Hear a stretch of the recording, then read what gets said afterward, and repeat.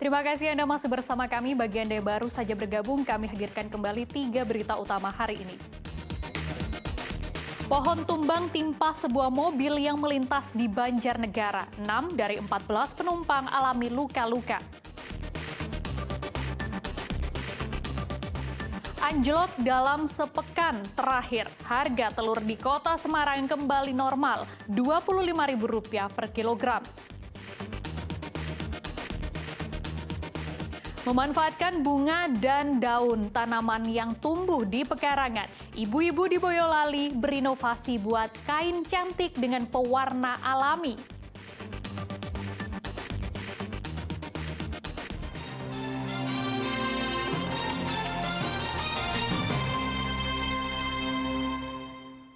Harga telur ayam yang mahal sejak tahun lalu tiba-tiba anjlok.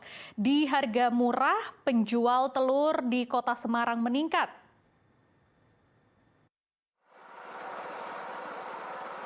Harga telur ayam di Kota Semarang akhirnya turun. Pada Jumat pekan lalu, harga telur ayam di pasar tradisional Mijen misalnya turun sebesar Rp4.000 per kilogram. Sehingga harga awal yang mencapai Rp29.000 per kilogram kini menjadi Rp25.000 per kilogramnya. Turunnya harga telur karena banyaknya pasokan di tingkat peternak yang membuat harga jual di tingkat peternak hanya Rp23.000 per kilogram. Penurunan harga telur sudah terjadi sejak sepekan terakhir. Dampak dari turunnya harga telur membuat penjualan pedagang di pasar meningkat. Dari 3 hingga 4 kg, kini bisa menjadi 10 kg per hari. Ya, alhamdulillah untuk pasokannya lancar, Mas. Karena nggak sampai habis kita sudah beli lagi, sudah tando gitulah istilahnya. Punya stok. Setiap hari itu laku sekitar setiap hari itu 10 kilo. 10 kilo habis karena ada bakul-bakul juga. Namun harga telur yang anjlok di pasaran tidak sebanding dengan biaya pakan ternak. Peternak sejumlah daerah terpaksa membagikan telur dengan cuma-cuma. Ali Mustaufirin melaporkan dari Kota Semarang. Peningkatan kasus demam berdarah atau DBD di Kabupaten Rembang setiap harinya membuat Dinas Kesehatan mulai gencar melakukan fogging. Fogging dilakukan ke sejumlah desa dan wilayah yang ditemukan kasus penderita demam berdarah. Tim Dinas Kesehatan Kabupaten Rembang melakukan fogging di Desa Meteseh, Kecamatan Kaliori, Rabu lalu. Fogging dilakukan setelah 8 kasus DBD ditemukan di wilayah ini. Setiap sudut permukiman seperti gorong-gorong, halaman hingga rumah warga di fogging untuk membunuh nyamuk Aedes aegypti yang menularkan DBD. Langkah ini dilakukan untuk mencegah semakin luasnya penyebaran penularan penyakit demam berdarah di Kabupaten Rembang.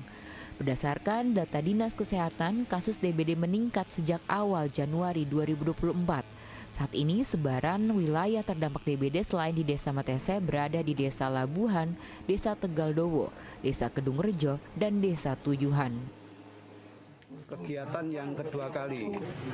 Secara sporadis DB ini sudah banyak berkembang khususnya di Kabupaten Rembang. Langkah Pemkab melakukan fogging di wilayah permukiman disambut baik warga, sebab saat ini sudah ditemukan 8 kasus DBD di mana 2 orang diantaranya masih menjalani perawatan di rumah sakit. Ada 8 anak yang 2 masih dirawat di rumah sakit. Mayoritas anak-anak semua. Ada 1 dewasa, itu perempuan. Meningkatnya kasus demam berdarah di Rembang membuat ruang perawatan anak di Rumah Sakit Umum Daerah Sutrasno dengan kapasitas 24 tempat tidur kini penuh. Pasien rawat inap terus bertambah dari semula 17 menjadi 18 pasien positif DBD. 3 diantaranya menjalani perawatan intensif. Arif Nur melaporkan dari Rembang. Indah dan ramah lingkungan, itulah ide kreatif dan inovatif yang dilakukan sekelompok ibu-ibu di Boyolali.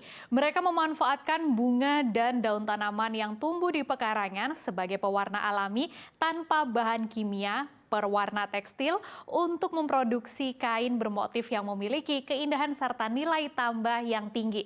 Seperti apa cara pembuatannya? Berikut liputannya untuk Anda.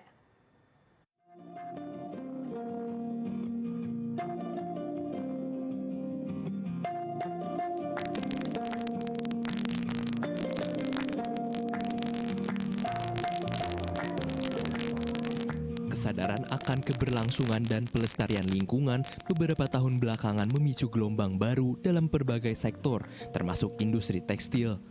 Proses pewarnaan kain menggunakan pewarna tekstil dari bahan kimia dituding sebagai salah satu sumber pencemaran air yang mengancam ekosistem secara keseluruhan.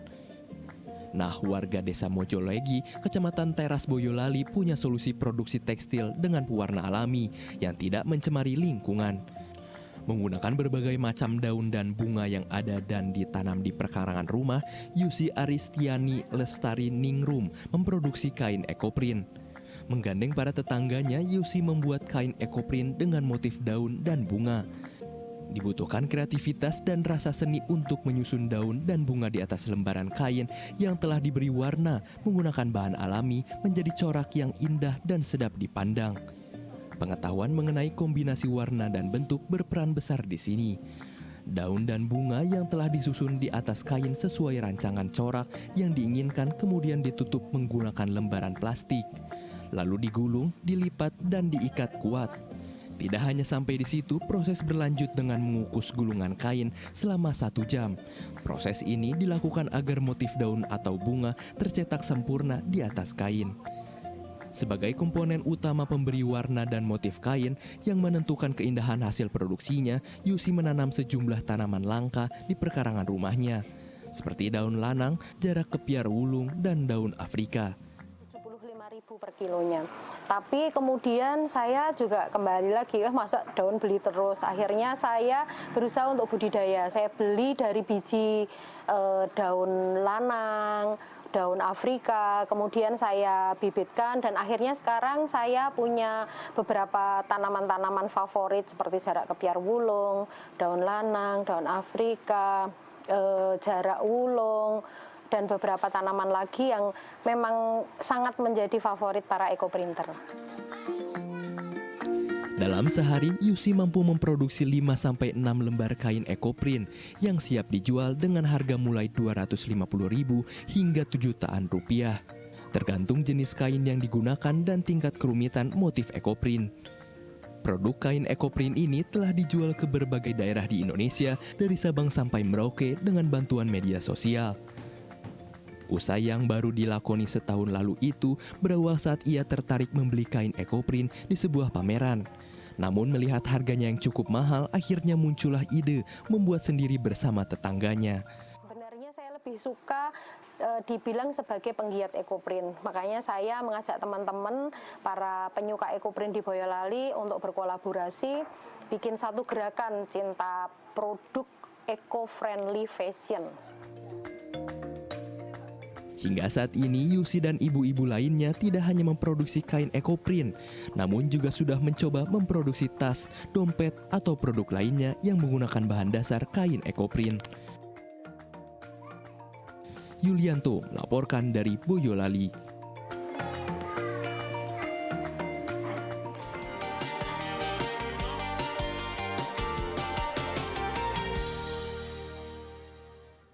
Informasi tadi mengakhiri jumpa kita hari ini. Atas nama rekan bertugas, saya Frin Mariana mengucapkan terima kasih atas kebersamaan Anda. Selamat beraktivitas dan sampai jumpa.